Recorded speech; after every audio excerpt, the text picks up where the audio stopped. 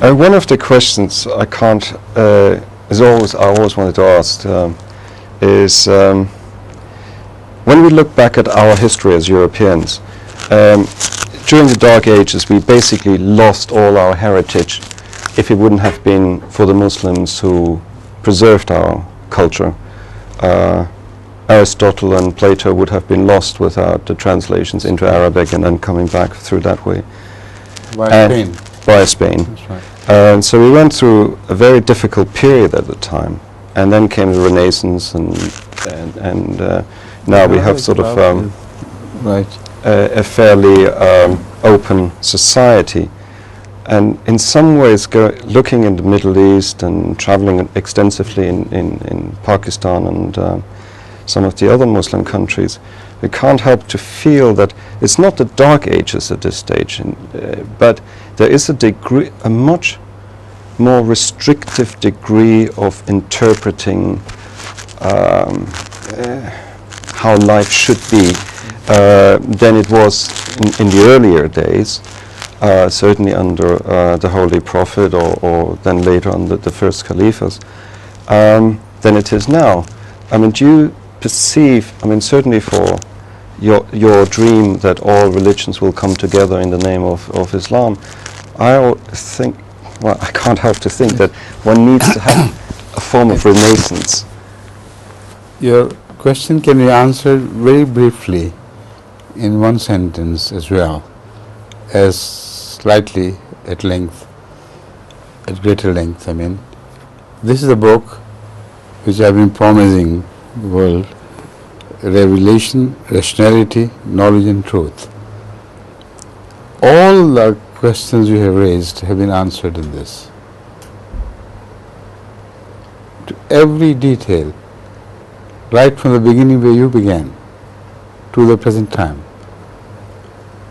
Everything has been answered, and you will be amazed to find that not a single bit is left out which was covered by your question.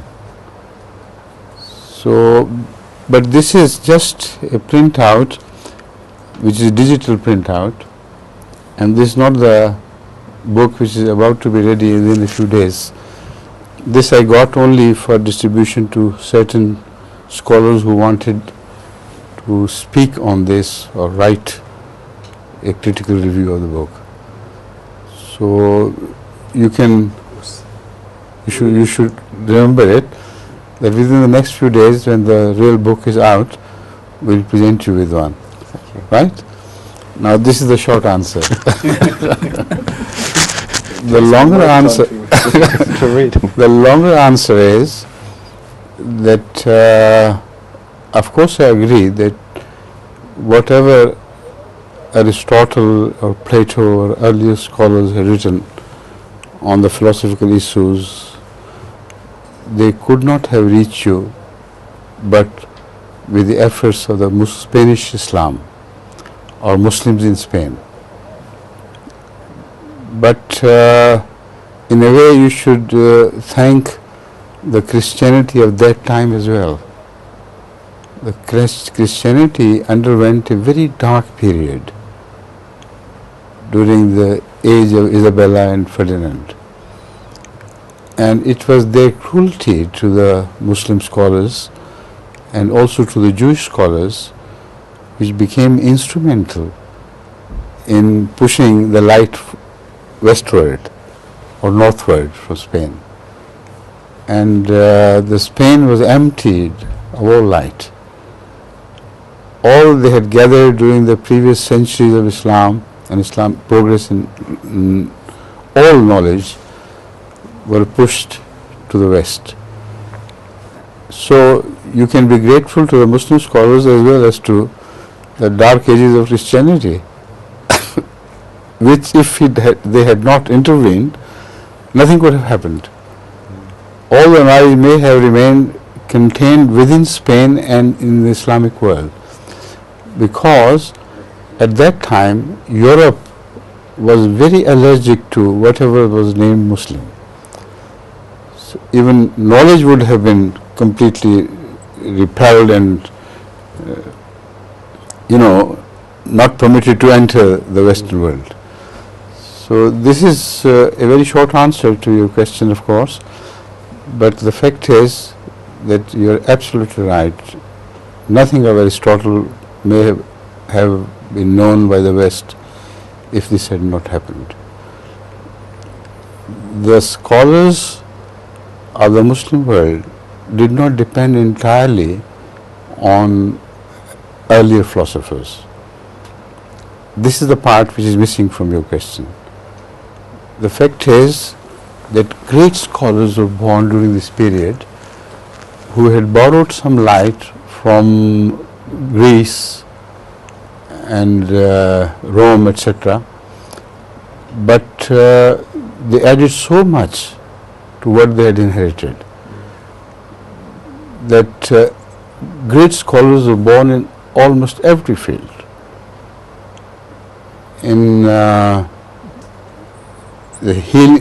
science of healing, still the organon is treated with great respect by the Western scholars who deal with this subject. Great scholars in geometry, in cosmology, in algebra, in all other sciences worth naming were born in that period of Islam. So it is not right that whatever they conveyed was what they had inherited. They had worked on what they had inherited and grown higher. And this is now a thing of the bygone days on which we should not harp much, because our present gives a lie to the past, glorious past. Why it happened is mainly because of one thing.